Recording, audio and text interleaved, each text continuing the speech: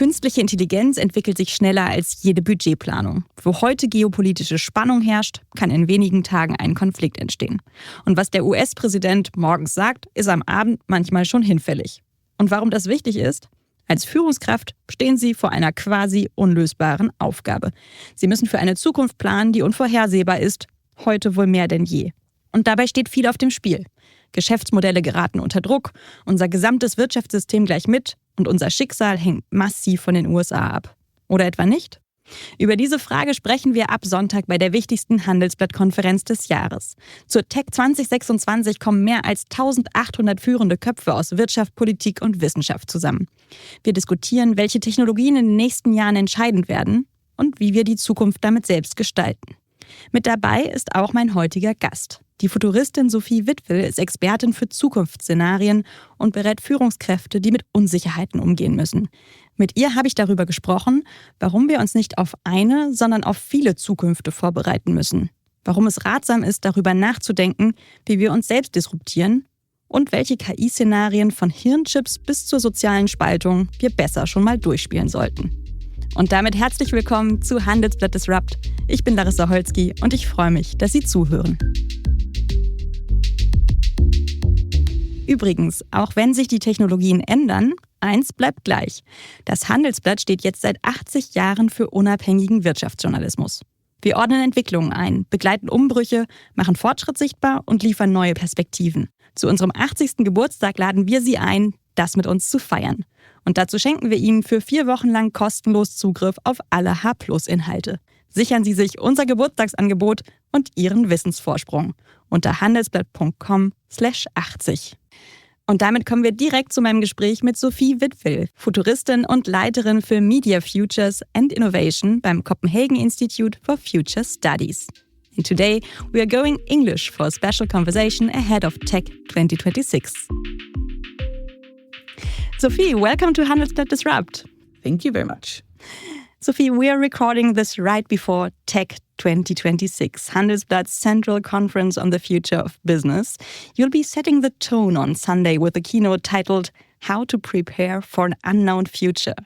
With rapid technological change, geopolitical tensions in a highly interconnected world, and an unpredictable president in the White House, is the job of business leaders and policymakers harder than ever before? Yes. Was that a yes and no, or would you like me to elaborate? Please, go on. Yeah, I think it's hard because this demands a mind shift. In times that are at least more certain, with more certainty and a bit more understanding of what direction this is all taking, it is obviously easier to make decisions because you can easily get a certain amount of certainty. And now, in this time that we're in, the environment is simply it's such a changing environment, and we have no idea what's going to become 5-10 years from now. Mm-hmm. So leaning into that certainty and understand that you will not be able to have certainty before acting. So you will need to have a prepared mindset in order to navigate all the uncertainty that will keep on coming. So if you're waiting for certainty, then you'll definitely have a hard time navigating in these times. Mm-hmm. And at the Copenhagen Institute for Future Studies, you work on future scenarios that help leaders and organizations to prepare. You and your colleagues call yourselves futurists. That's quite a fancy job title. For people who aren't familiar with the concept, what does it actually involve? So being a futurist involves quite a few things, but I think mainly the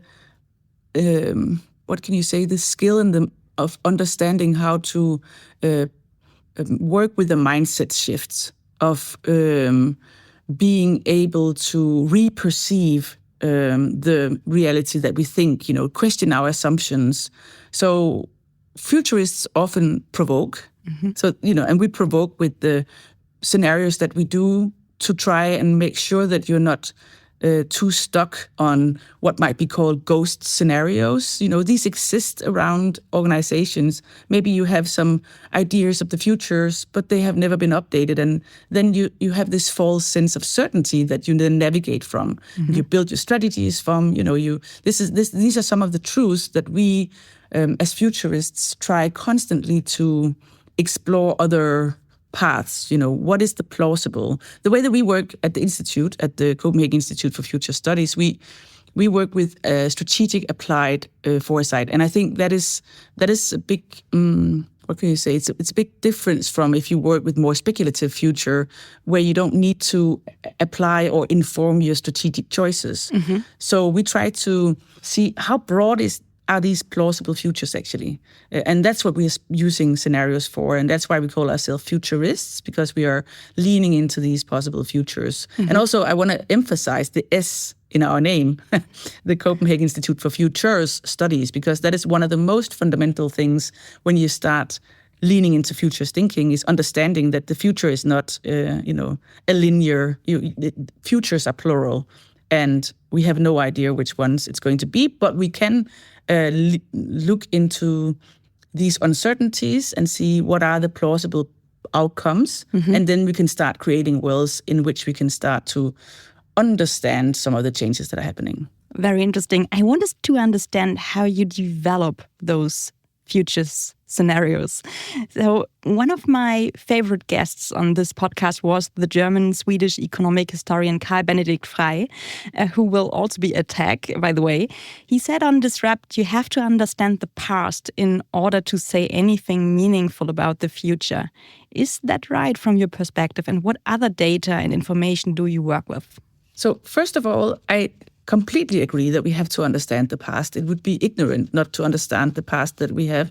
But we also have to understand that we cannot base our understanding and navigation of the futures just by using the data from the past. Of course, mm-hmm. we can see a lot of trends. We can see a lot of things that we should pay attention to. But if we only refer to the past data, then we are missing out on all the new things that we haven't seen before. And especially in a time of AI, where we are seeing these shifts that doesn't look like the shifts that we've had before, because suddenly it's moving into new territory. Mm-hmm. This technology is moving into our knowledge work. It's moving into new spaces where we haven't seen technology change the systemic sort of system more. So as futurists and many people working with foresight work with this futures cone, is called. Mm-hmm. The futures cone has a flaw because it starts at one shared point, which is now, assuming that we all have a shared, starting point, which mm-hmm. we don't. And then, but the idea with the cone is to show that the further into the future, the broader the sort of the more different futures will come. The broader the perspectives can be in the plausible futures, the more difficult it is to predict, because of course we can predict to a certain amount with the data from the past. Mm-hmm. But so some of the new sort of futures cones we are seeing are also, and we are also working with that here at the Institute, is the historical cone, because equally, the further back to the future, the more different futures you also mm-hmm. have. And of course you have to pay attention to that. So I think it's a great observation. Nach einer kurzen Unterbrechung geht es gleich weiter. Bleiben Sie dran.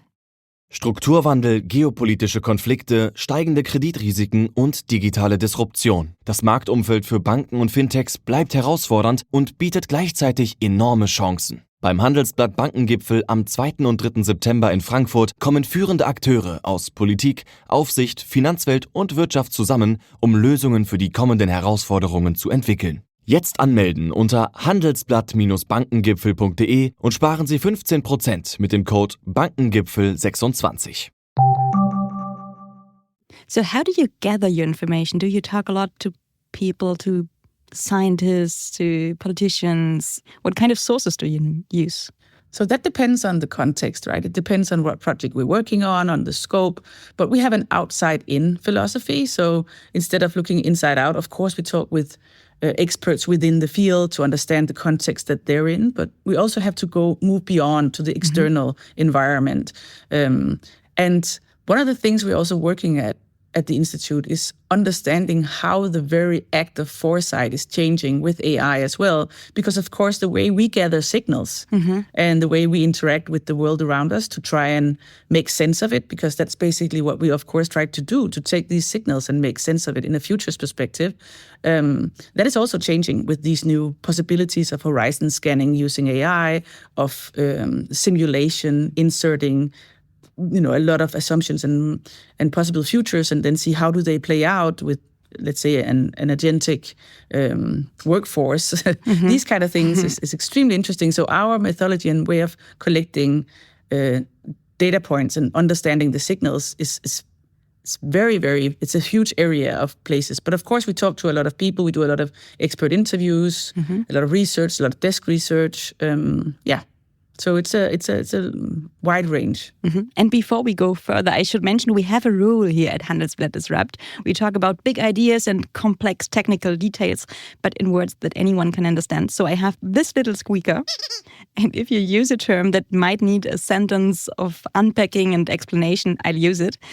Understood? I would actually be disappointed if you don't use that in our talk. So you will have to use it. Okay. Is there a concept or term from futures thinking that you lean on today and we should define up front? So from futures thinking itself, I mean, we have a lot of different methodologies, a lot of different approaches. You already mentioned the concept of prepared mindset. Maybe you can explain what that actually means and what it means for leaders in 2026. So I think a prepared mindset for leaders is the ability to stay strategically alert and mentable, sort of flexible and action-oriented, even under uncertainty, right? So that whole idea of not needing to lean into the false sort of sense of certainty, but being able to have a mindset that has prepared itself for the plausible futures. Hence, it's much easier to lean in and say, yes, we do this, but with the information of the plausible futures that might come, and the ability to flexibly sort of change your direction as the futures unfold. So it's not having a perfect plan. Unfortunately, a lot of people come to foresight and say, we want to use foresight to lean into the uncertainty so we can get certainty. And that is just the worst way you can approach foresight, because that is not what a prepared mindset is about. So it's about understanding that, especially, when it comes to the areas of huge uncertainty and where we have a very complex reality that we have to navigate on all levels. So this is not just with AI. This is our geopolitical landscape. This is, a lot of the changes that are happening in society. So having these several possible futures in mind, challenging the assumptions behind today's strategy and asking, what if the things we are optimizing today becomes less relevant? So constantly questioning the past. That is what a prepared mindset is about. And it sounds kind of easy, but that kind of mental flexibility is not something that just comes. And you cannot assume that people who are taking the decisions and the leaders listening in necessarily have this. And you now said there's no perfect plan. When I first heard about your concept of preparing for multiple possible futures, I thought, well, what does that mean? So does that mean that we not have to have a plan A, but a plan B and C and D in the drawer?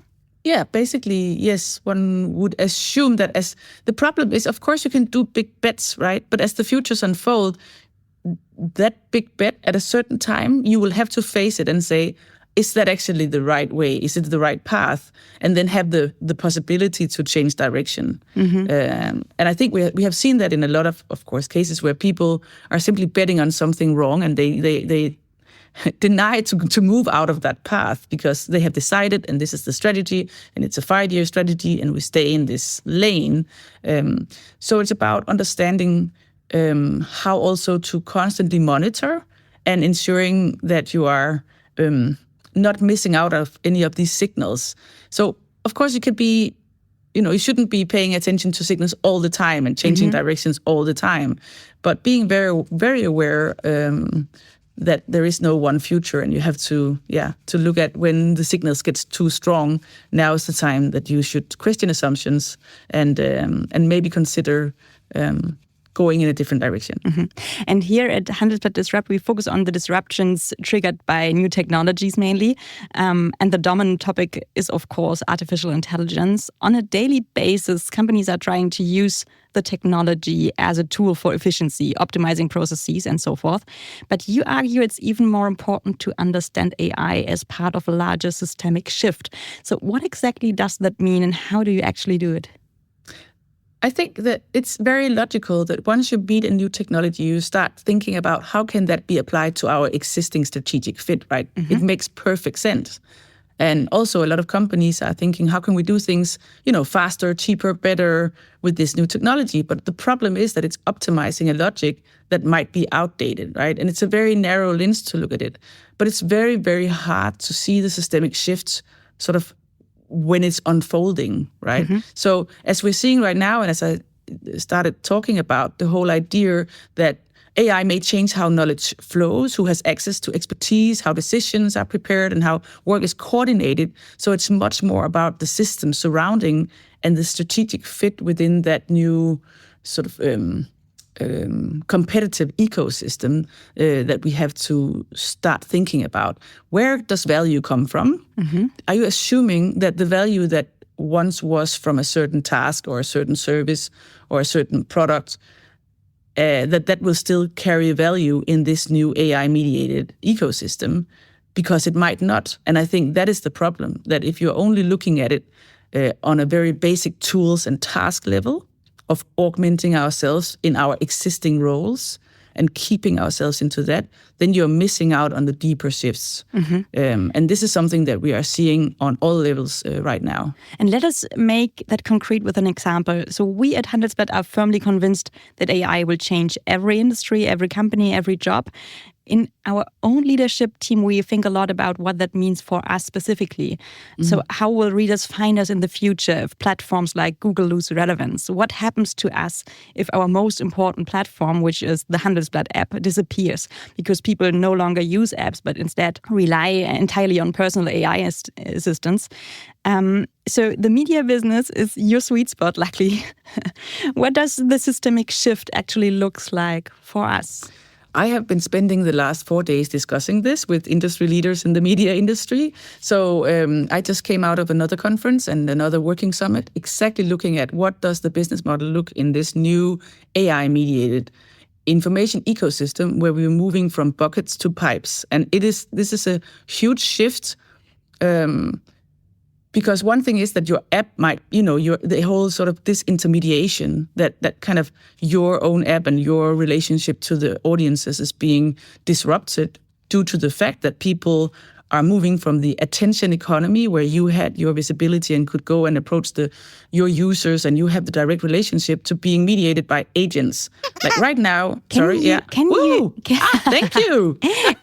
I think attention economy is a term that I use very often, but maybe outside the media ecosystem, it's not so common. So maybe you can explain what that actually means. I can. So the attention economy, is in both in the physical. So when we have print magazines and media and newspapers, it's about getting the attention, people to buy something, to come in. In the digital, that transformed into getting attention online, so getting clicks, getting, being visual, people being aware of you, so they came to your web page so you could show some ads and you can get some, get people to pay for subscriptions. So it's all about getting the attention. You need to catch the attention. Mm-hmm. Right now, suddenly we have a technology that can cater to your intention, that will know what you want, that can act on your behalf.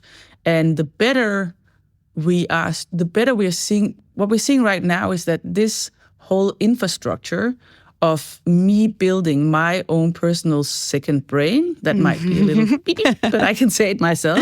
So building our own contextual sort of knowledge that I can then plug into the system and say, you know me, and you. So I don't need to explain much to you. Agents, go ensure that you fetch everything that is interesting for me. And I don't want to, So then it goes from the attention that you're trying to get from me to an intention that you are sort of relevant in what I intend to do. And that completely changes how the internet is being structured right now. This movement, we're seeing it with the newest Google announcements on how we search. It's a completely different way. So the generative part of the internet and the machine-readable part of the internet is becoming much, much more important because it's about how agents can serve my intention. And you have to fit into that ecosystem. So that is completely changing how then content, and that is one thing. Then the other thing is that content no longer necessarily comes in buckets, right? I want the information in a way that is relevant to me, whatever format I use, whatever length, whatever, So I don't want to spend a lot of time clicking through a lot of static content, but I want what's relevant. And hence, the content becomes liquid. So it moves from static to liquid. And that's where it's moving through the pipes instead of being in buckets. And the whole business model around this changes, right? So you have to figure out what is your value in this ecosystem? How will my agents find you and be willing to negotiate the price of paying for the content that you provide? Or at least maybe the facts that you provide, if we go down to the sort of very atoms of the of what you are delivering and the value that you're giving. What's so interesting about reporting on AI as a journalist, you can really emphasize with the challenges other companies are facing because you're living through them at exactly the same time.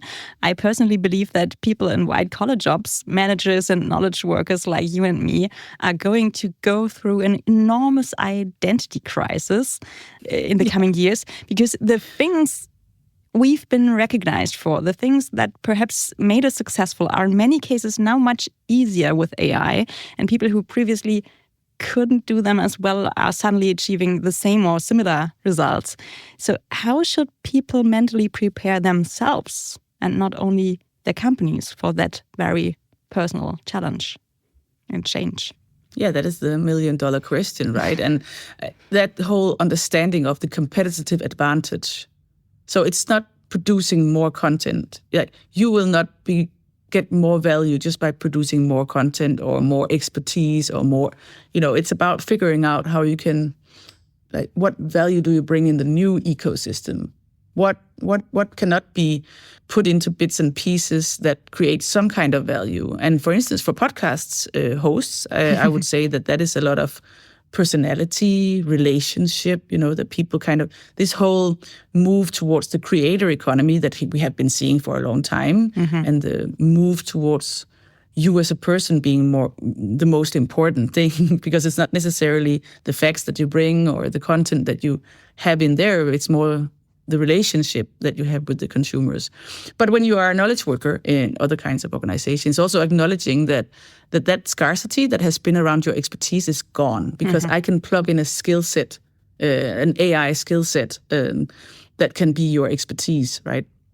So when AI makes some forms of knowledge more abundant, advantage then moves towards those, who has the best context, trusted data, better questions, stronger judgment, faster learning loops, and you have to be part of that. And I think that is creating an extreme divide right now, because some people are building their contexts, getting better into doing what they're doing or moving it to the next level, right? And others have no idea that this is actually happening already. So this whole understanding of how the orchestration is changing and what becomes valuable in this is, we're just trying to figure it out. Now we talked about how the scarcity around my own personal expertise is disappearing. Does the same apply at the company level? How does the competitive landscape of companies change when knowledge, expertise, and decision-making become increasingly AI-driven and mediated? I think so. It's completely redesigning workflows and roles and products and models. And we've had, now also with some of the latest trends, is the SaaS apocalypse, that SaaS products, I don't know, you just vibe code them. And this is the reality. You need to explain what the SaaS apocalypse. Okay, so I can't even say it. So SaaS apocalypse. SaaS apocalypse. So the whole idea, you have software as a service, which is SaaS. and then you have the apocalypse. So the idea is that the companies that had a service where they said, we have some software, you go here and subscribe to it, and you'll pay us a lot of companies spend enormous amounts of money subscribing to these software that can help them do different things. Now you can vibe code. Is that also... Or do your listeners know what vibe coding is? I mean, explain it for them. Okay, I will explain. So vibe coding is a term that came out that, to begin with, generative AI was mostly used to transform text, and you could sort of start using it also to generate code. But with vibe coding, suddenly this multimodality of changing something into something else is you can just write and say, I want an app, and I want it to do this, and it has to be green, and it has to look like that. And then you just click the button, and then you get the app. And this is, of course, simplifying it. But that means that I was just seeing today some journalistic products, that you can just suddenly create these apps or these small features that we have never been able to create before because you needed some kind of programmer to do it for you, and we just do it. So that means that some of these services that you paid for, you can just make it yourself. And of course, this is not just you can just make it yourself, because there are lots of flaws in it, and we have a lot of programmers and coders will say that it's messy, and they're cleaning up in so much of this vibe coding mess. But to me, these are one of the pockets of future that we're seeing, that the whole idea we have with software being something exclusive and something that is made for the masses now can be hyper-personalized. So I can have my own personal app that does exactly what I want it to do. It's only made to monitor something specifically and act on that and do this and have something that is for me. Nobody else could have interest in that app, but I just make it for myself. And that is a new reality where, of course, if you provide that piece of software, I don't want to pay $10 a month to have that service because it's not even hyper-personalized to me. So it's not even as good as mine is. And then I don't really care about the small flaws that might be. Plus, it's getting better and better. Yeah, in the coding. That's an interesting point. So if you start a company today, the preconditions are totally different than... I mean, what you think might be a business model can be a small feature in 6 months. This is the reality. This is why we're seeing so many of the new AI native companies die as well, because what they have built and think can be a company, great idea, great product, but suddenly it's just a feature in the AI-mediated information ecosystem. You can just do it in Claude. Yeah, good point. So our opening interview at Tech is actually with Max Junestrand, the CEO of Legora, one of the fastest growing AI companies in the legal space. And he once said something that really stuck with me. He said, my employees have to be prepared that they may have worked on a problem for months and then it becomes obsolete within weeks. Is that the new normal? That is the new normal. And I think it's also in the innovation space and in the business models, and how do we pivot and what do we pivot to and what is our value, what is our moat, what is it that keeps being something that has a competitive edge? Those are some of the questions, like in all industries, that are being asked right now. Because that is the systemic shift. We're seeing new logics. And we have a hard time figuring out what that logic is. And then we try to clinch to the old logics. We try to clinch to the certainties. And that's where we, unfortunately, spend a lot of money in a lot of products that are not fit for the future. So we're missing out on sort of preparing for the futures, which is what foresight basically is about, understanding how you can prepare for these possible futures as well. At the same time, of course, which brings me to a term that I'm pretty sure you'll use your sound to, the ambidextrous leadership. Oh, what's that about? This is a word that I've recently been acquainted to, so this is also new in my vocabulary. Ambidextrous means that you have to do two things at the same time. Like you have to both write with the right and the left hand, so to say. And leaders have to understand that they will have to improve the present, return on investment now, of course, do what you do, at the same time as exploring what may replace and reshape it. And what we're seeing is most people, they spend a lot of time, again, back to the optimizing, to the making things more efficient, taking your existing logic, spending a lot of time finding out how can AI do this faster, better, cheaper. But what we need to do is at the same time spend, and of course not maybe the same amount, but a larger amount than now on exploring some of the new paths that this can lead. So if you're an ambidextrous leader, you understand that there are some things that should be protected, but there should be space to explore what may become more important tomorrow. Meaning we need to understand and think about how we could disrupt ourselves. Exactly, which is what your podcast is all about. But I think navigating that ambidextrosity is very hard, and it comes together with the prepared mindset, and it also comes together with the sense of urgency. What I'm seeing a lot with the leaders and managers and top executives that I talk with is that and then this and this and this, and hey, we still have this business model that is it's good, it's 65 plus, but that's great. It's the basis of what we earn. I think that kind of mindset that will then say, I acknowledge it, but it's just not urgent enough right now because my existing business and strategic fit is still where we need to focus our time. And it's like you need to ensure that you're also working on those possible futures and understanding and learning, slowly learning, also organizational learning, preparing the organization for these changes that are happening. Nach einer kurzen Unterbrechung geht es gleich weiter. Bleiben Sie dran. Die aktuelle PwC-CEO-Survey zeigt, viele deutsche CEOs sind unzufrieden mit ihrer Transformationsgeschwindigkeit und nur wenige erzielen bisher echten, messbaren Mehrwert mit KI. Wenn Sie das ändern wollen, brauchen Sie mehr als Piloten und Präsentationen. PwC Deutschland macht aus KI-Experimenten skalierbare Lösungen mit einer datenzentrierten KI-Strategie, klar priorisierten Business Cases und belastbarem Mehrwert im Kerngeschäft. Bereit für echten Impact? Mehr unter pwc.de/ki.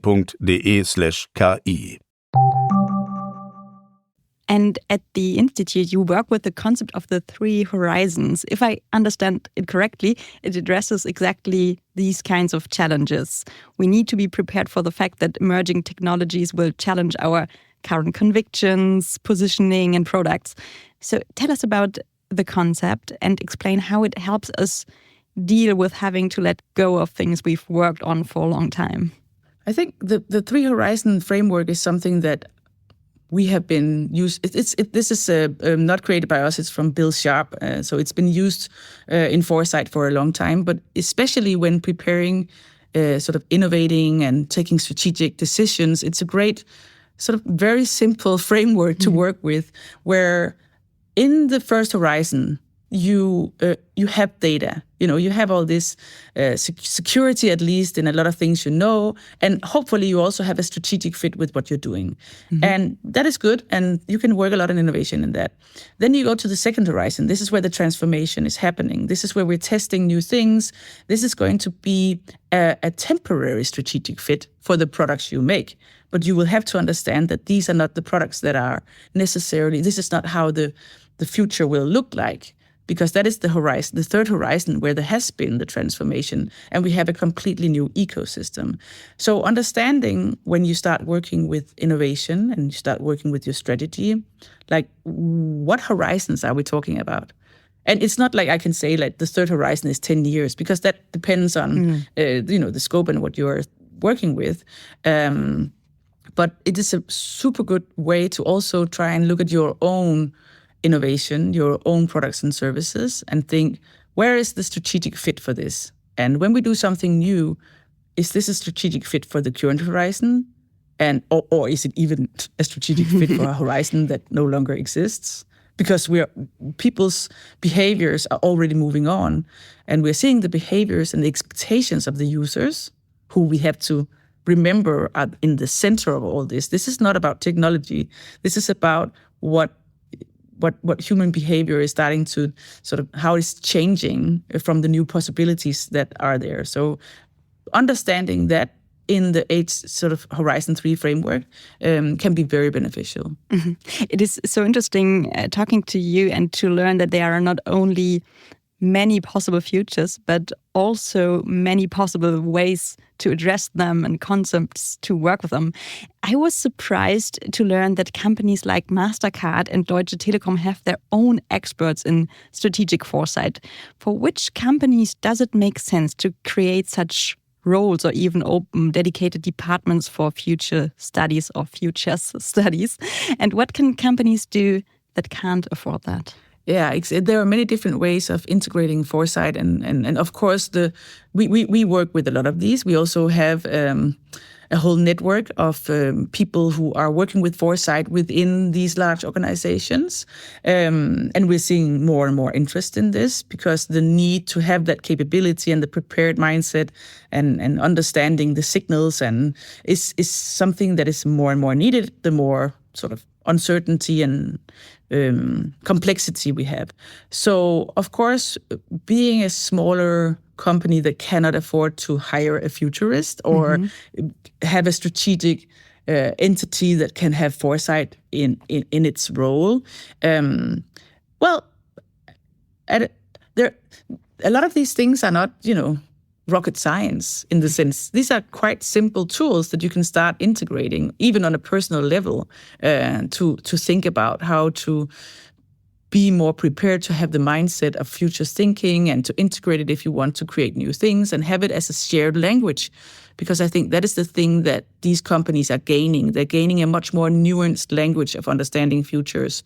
And that understanding can also be done in smaller companies. And of course, with AI, this is also something we're looking at. This is giving possibilities to create, let's say, scenarios at a much sort of smaller scale. Of course, it doesn't have the same value as when you do a long process because it's in the process that the learning happens and the mindset shifts. But still, we are seeing a lot of interesting capabilities that can also be set into these skill sets. And you can have the skill set of a futurist in an AI-mediated ecosystem. And that, so as in all other kinds of roles, you wouldn't necessarily in a small company have the possibility to have a futurist, but you can have a futurist agent that can help you ask the right questions and, maybe send you signals within your field. And of course, we ourselves are also thinking, where are we relevant in this? Where am I as a futurist relevant when suddenly we have these kind of new capabilities? And we believe that a lot of the relationship that you're also talking about, a lot of the processes, a lot of the human facilitation and the way that we interact during those processes with the mind shift changing, that is where the value is. But it's in collaboration also with the new tools and the new possibilities that AI bring. So do you think you could be replaced by an AI agent, a futurist agent in the future? I think I could be. It could be a part of what you can subscribe to, and there will be there already are lots of skill sets. You can already hire. You can already get an agentic for futurists that you can then attached to your system, right? And we're already seeing that, and we're also working on that. I'm co-lead on our H3 AI lab, so the Horizon 3 AI lab here at the Institute. These are some of the things that we're looking at, because what are the implications then? And how do I control that what my AI agent or, my own digital twin, or let's call it whatever, is saying what I actually want to say. But the better context it has on me, the better it can actually also at least be a piece of me, right? That people can then get access to in a way that they wouldn't be able to gain access to, because I am very expensive to hire, right? And my agent will not be that expensive, of course, and maybe even be a free version in the sense of public good. So those kinds of things, this is just the start that we're seeing this. So can I be replaced? Well, I think that some of what I bring of value right now will be replaced. And I have to figure out where is the real value that I bring, and then I have to do that really well.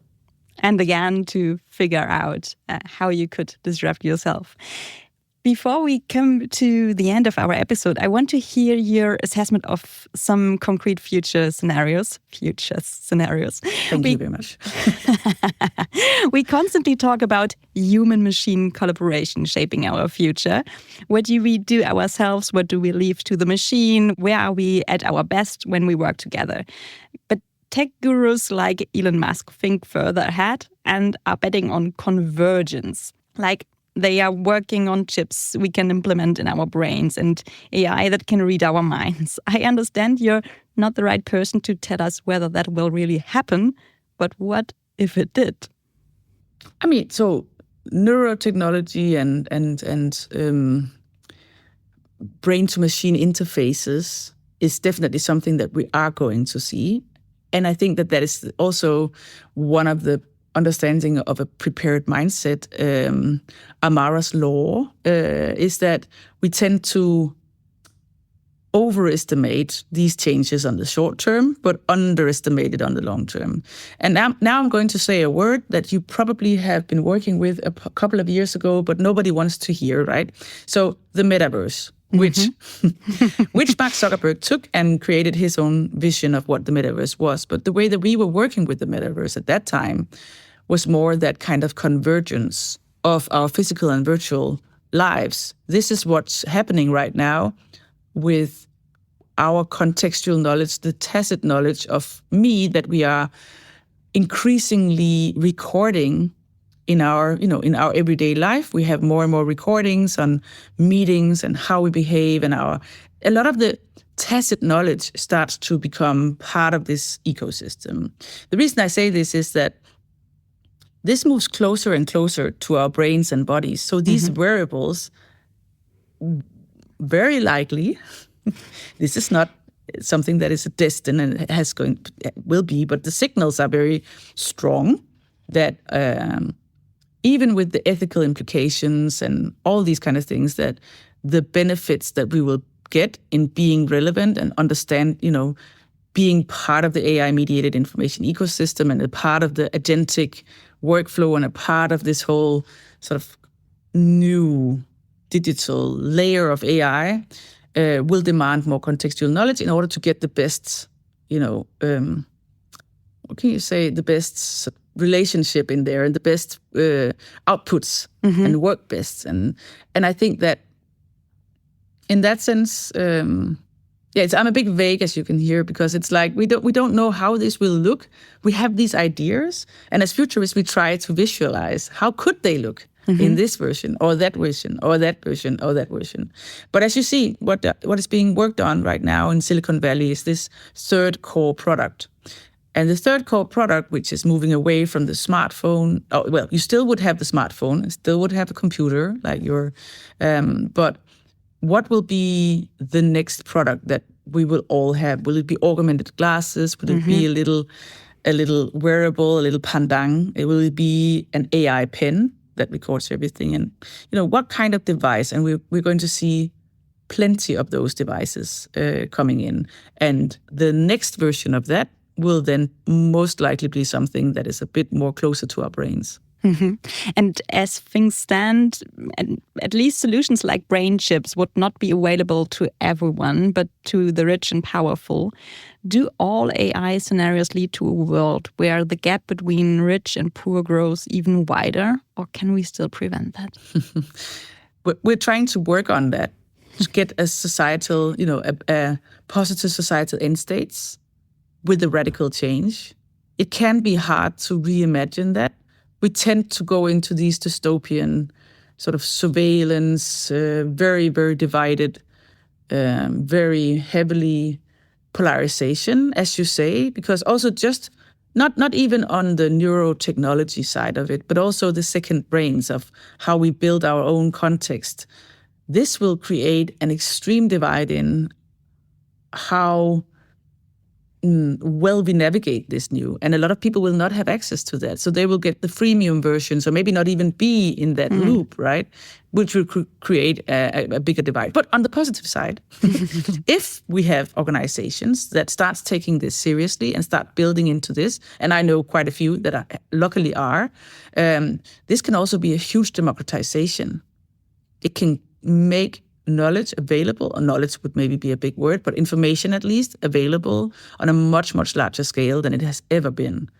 And in that sense, hopefully, that gap will narrow. But I think that a lot of the trajectory that we see right now is that if we do not start to take this seriously, the whole systemic shift then the trajectory is kind of leaning in the wrong direction. And this is also why we need more urgency on this space, because it's changing extremely fast, and there are some scenarios that are less likable.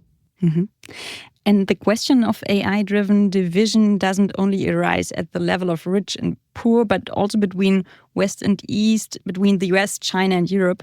At Tech, over the coming days, we'll be discussing how Europe can use new technologies to build the economy of the future and remain geopolitically relevant. What are the chances from your perspective, and what do we need to do to seize them?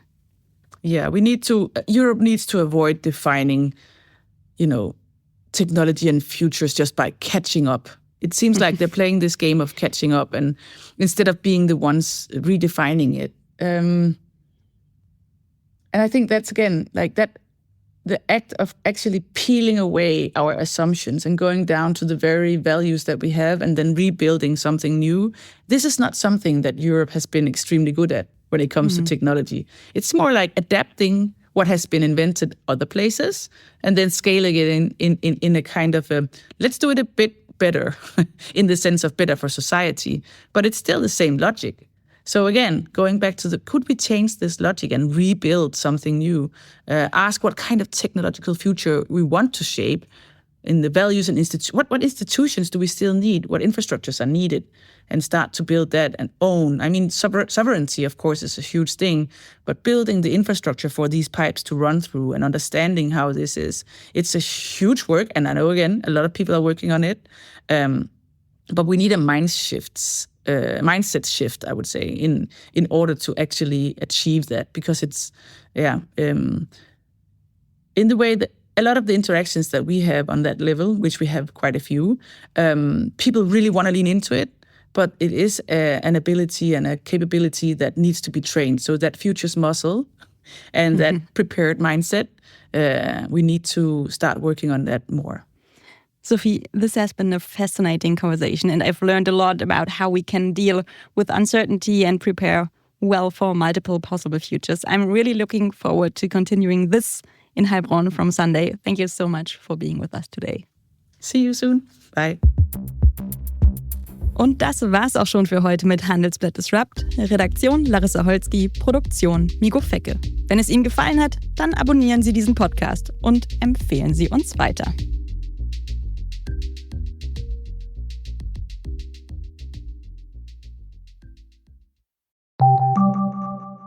Gestern fossil, heute digital. Wie KI die Energiebranche neu definiert. Erleben Sie, wie künstliche Intelligenz Prognosen verbessert, Netze intelligenter steuert und neue Geschäftsmodelle in der Energiewirtschaft ermöglicht. Live auf der Handelsblatt-Konferenz AI in Energy 2026 in Düsseldorf. Treffen Sie führende Köpfe aus Energiewirtschaft, Technologie und Wissenschaft. Jetzt anmelden unter live.handelsblatt.com/AI-Energy und sparen Sie 15% mit dem Vorteilscode Podcast26. Nur für kurze Zeit.